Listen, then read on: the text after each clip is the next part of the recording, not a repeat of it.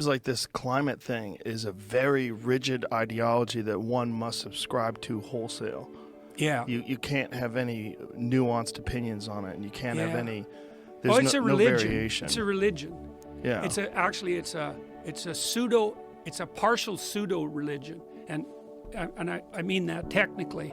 I'm going to write about this to some degree, and I'm writing a new book which will come out in November called We Who Wrestle with God, and I'll cover that in this. But Alex Epstein, who wrote Fossil Fuel Future recently, comments about this a bit. So the basic structure of the quasi-religious belief, and so this is the set of initial presumptions. That's a way of thinking about it. You know, we were talking about how ideas are structured earlier.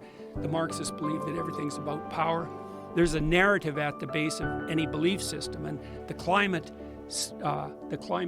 pseudo-religion is based on characterization of nature as something like a hapless, what would you call, hapless, defenseless, fragile virgin. The industrial activity of mankind is characterized as something like a rapacious, power-mad, demolisher of natural virginity and beauty, and then the human being is, the individual, is characterized as nothing but a devouring mouth whose activity runs contrary to the untrammeled beauty of the planet, and that supports the activity of the tyrannical patriarchy. That's basically it. And so the reason that narrative has force is because it draws on underlying religious archetypes. And so to characterize the world properly, you do need to characterize the positive aspect of nature, because you have to live in something approximating a reciprocal harmony with nature. Because if you just eat everything and devour everything in your local landscape, well, then you die. So that's a bad idea. So you have to have some sense of the value of nature. Now you also have to have some sense of the fact that if you were dropped in the jungle naked in the Amazon, you'd be dead in about 48 hours.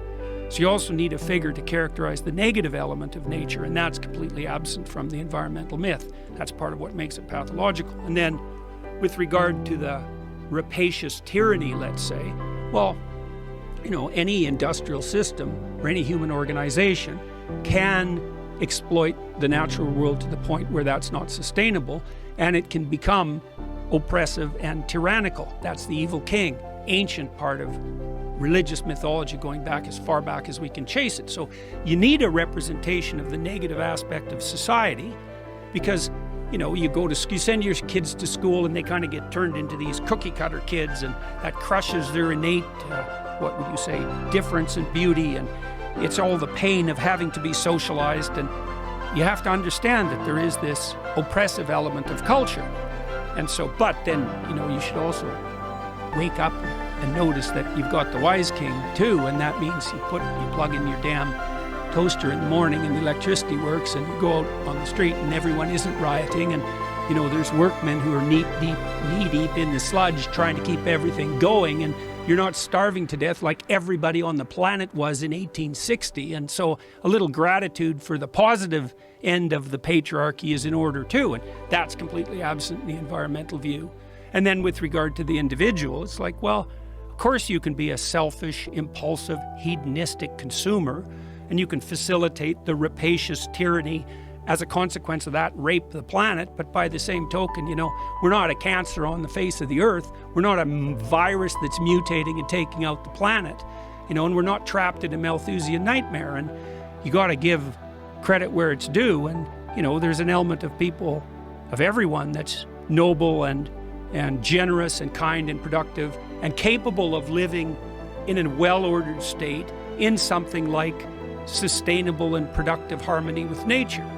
You only get half that story. Now, if you have no comprehensive underlying cultural narrative, which is increasingly the case in our society, and someone offers you when you're a teenager half the religious story, that'll just snap you up in a second, because it helps you order your relationship with the world. It gives you a pathway too, So Jean Piaget, great developmental psychologist, he called the last stage of adolescence the messianic period, the messianic stage.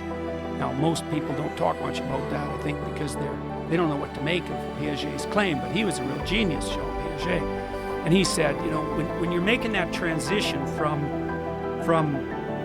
the group identity that you're chasing as a teenager to becoming an individual, and that's not a journey everyone takes, because lots of people just get lost in group identity, you're going to be looking for a pathway that's essentially heroic.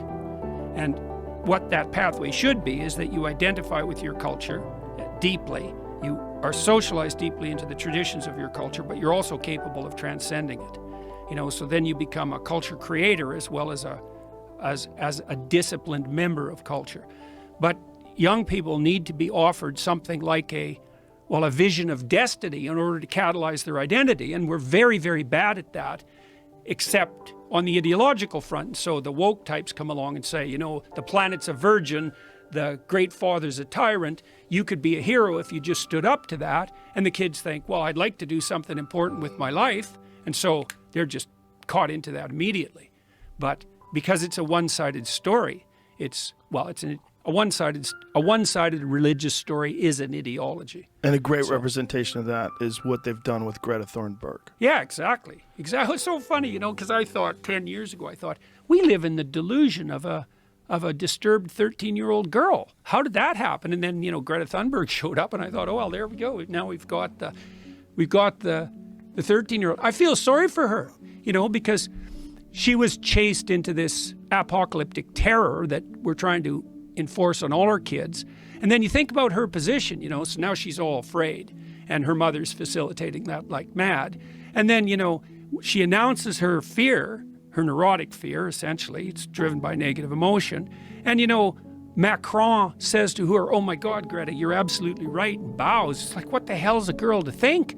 You know, because what she really wants is to freak out a bit, and for someone calm and reasonable to say, hey, look, kid, you know, the apocalypse has always been on us. It's always the case that the future has the possibility of being dreadful, but, you know, we've conquered terrible things in the past and overcome massive obstacles, and there's no reason at all not to assume that we can do the same thing. That's a very important point. Well, yeah. It's such an important point, because there's never been a time ever where everything was perfect.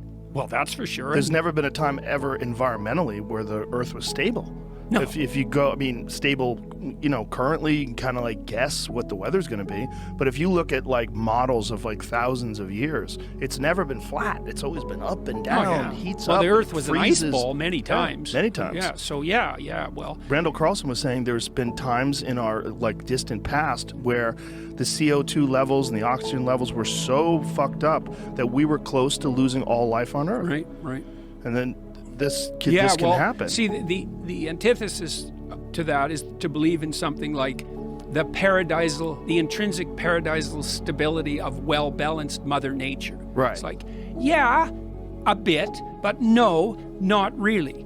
There's a lot of variability, of course, that kind of variability, that's hard on people, because you want a certain amount of stability so you don't die. Right, but it doesn't deny that human beings have an impact on this either. But no. Well, this is why I really respect Bjorn Lomborg, you know, because Lomborg's hard to grasp because he forces you to think complexly. You know, he says, well, we don't have one problem, carbon dioxide, which is, you know, I don't even think it's clear that carbon dioxide is actually a problem, but we can leave that aside. That'll get me in trouble with the College of Psychologists again. But, you know, Lomborg says, it's look, a factor. You know, yeah, it's a factor, yeah. But there's lots of factors, and God only knows what the most pressing problems that confront us truly are.